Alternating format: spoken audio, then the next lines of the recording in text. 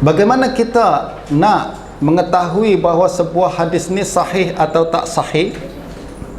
Itu merujuk kepada penjelasan para ulama berkenaan dengan status hadis tu.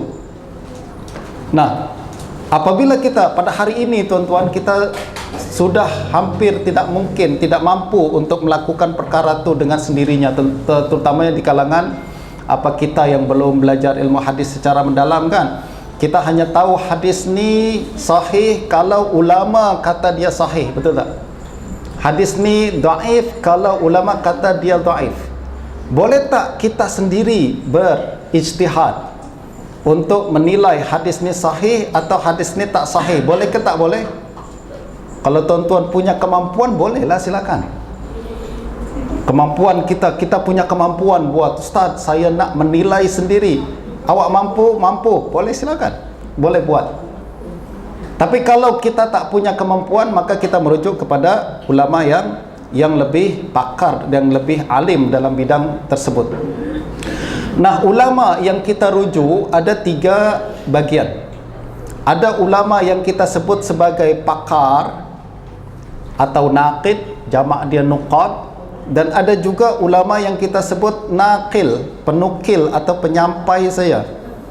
Dan ada ulama yang disebut sebagai bahis atau pengkaji saja. Kita mesti tahu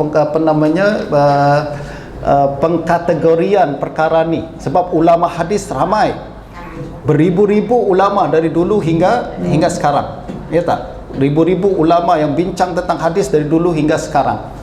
Nah, kita mesti mengetahui mana ulama yang betul-betul pakar, mana ulama yang sekedar penyampai atau periwayat saja, dan ulama yang juga sekedar peneliti saja, pengkaji saja.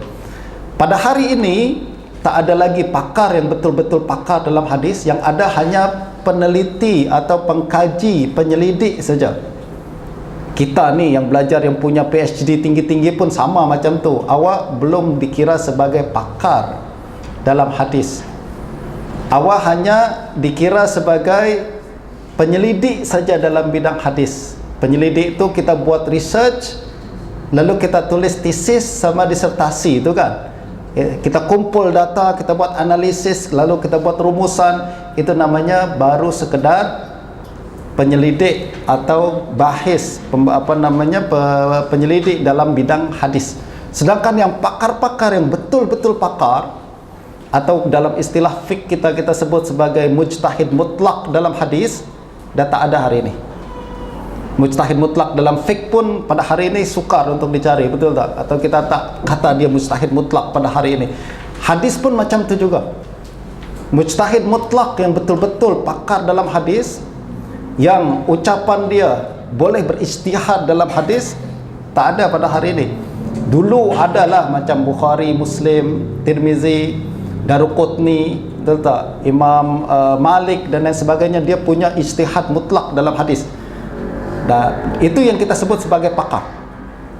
Tapi pada hari ini kita hanya sekedar peneliti saja atau pengkaji saja. Kita kumpul ucapan-ucapan ulama, lalu kalau ada perbezaan pandangan, kita tarjih salah satunya. Itu adalah pengkajian.